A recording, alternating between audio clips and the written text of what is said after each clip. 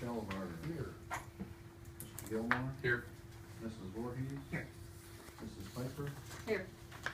Mr. Sell. Here. I'll move to set the agenda. Second.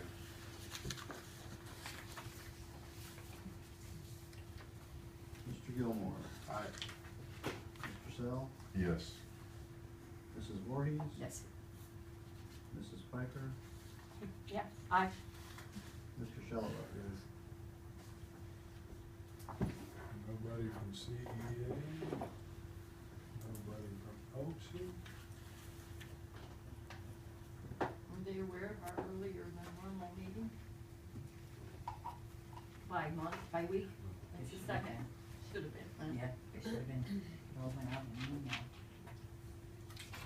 All right, then we go along, motion to set the agenda. Approval of the consensus agenda, excuse me.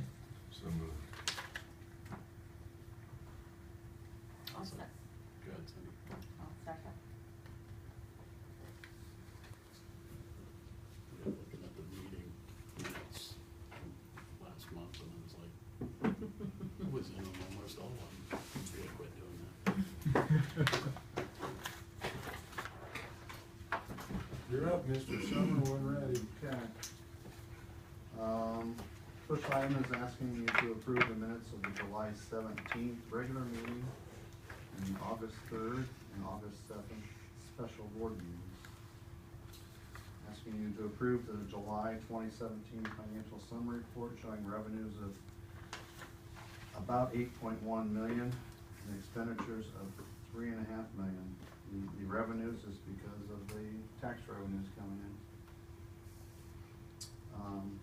Asking you to approve the investment control report for July 2017. The balance is 35,538,065. Approve the checks written in July of 3.36 million. And then a conversation that I had with Mr. Gilmore about the SM2. I had some confusion with it. It didn't generate the way it had in the past.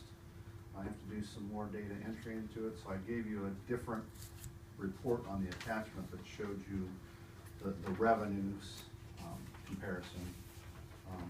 I will work on that, and I will represent that in August again. So we'll have a SM2 or a like similarity there too. And then we received another donation from the Mercer County Civic Foundation in Coles for the spring musical.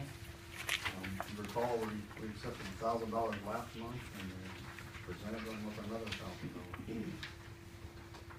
And then the final item I have is to approve a memorandum of agreement for deposit of public funds with People's Bank Company. The term is August 20th, 2017 to August 20th, 2020. And this is a compliance issue. Allows us to put money in that bank, and that bank agrees to accept it. Is this memorandum of agreement, is this just the normal thing we do? Yep. With lots of different banks. Yeah. And that's one thing I need to do too, is figure out the terms, since they're not on. I'm used to having the same term for all the contracts. And when I started looking at it, it's just about next year there'll probably be another one, and the following year there'll be another one. I had a couple questions, Tom. On the financial summary, does that show the proceeds from the sale of Franklin into the permanent improvements debt? Has that transfer been made? No, that money came here in August. That'll show up Okay. next month, or show up in August. And also on the checks, check number 74349 to Chuck Sellers for $1,567. Meals allowed per contract.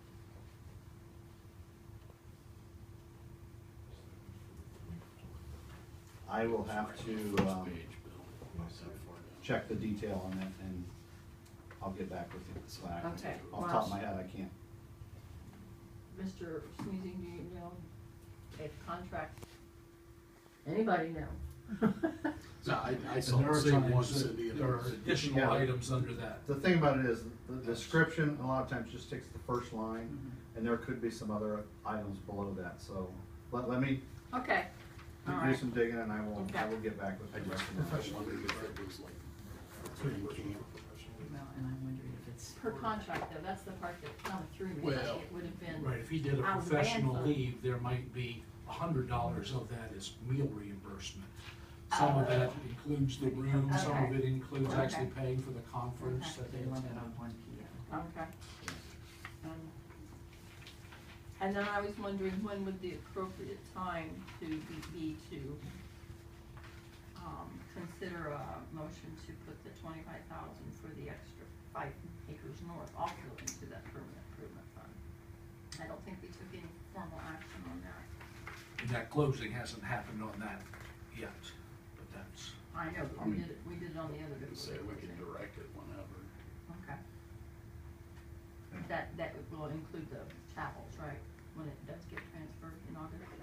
Well, the chattels are already there, Okay, the 18,000, whatever it Okay. was, that's already, I put that in the PI. okay.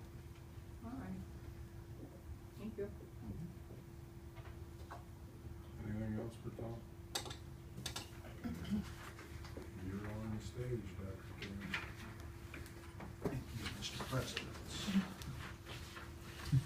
Under personnel, we had recommended approval of the following substitutes for the 2017-18 school year.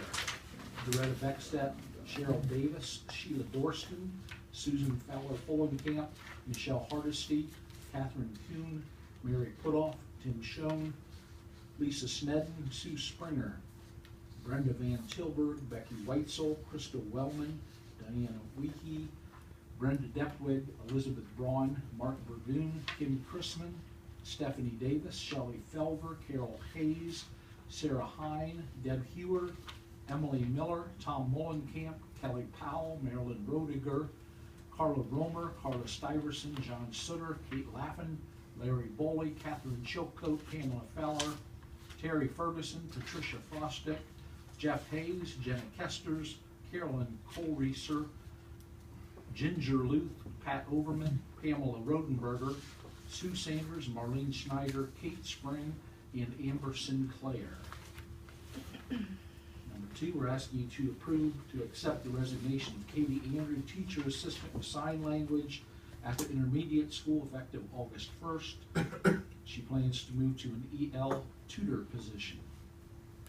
Number 3, approve to accept the resignation of Bridget Hinkle, teacher at Head Start effective the end of the 16-17 school year.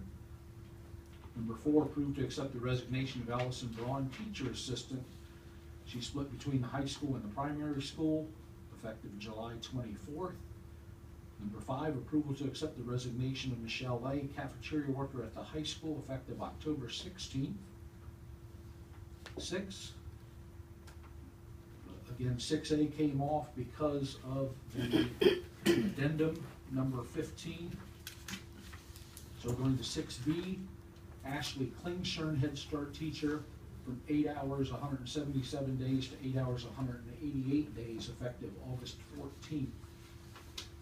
Rachel Fields is a Head Start teacher assistant, going from 8 hours, 161 days to 8 hours, 186 days. Betty Steinbrunner, the Head Start cook, is going from 7.5 hours, 160 days to 7.5 hours, 181 days, effective August 18th.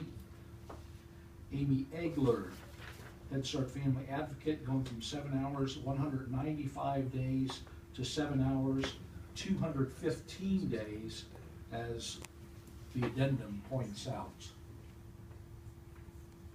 Item 7, approval of a 60-day probationary contract for Dennis Glass, custodian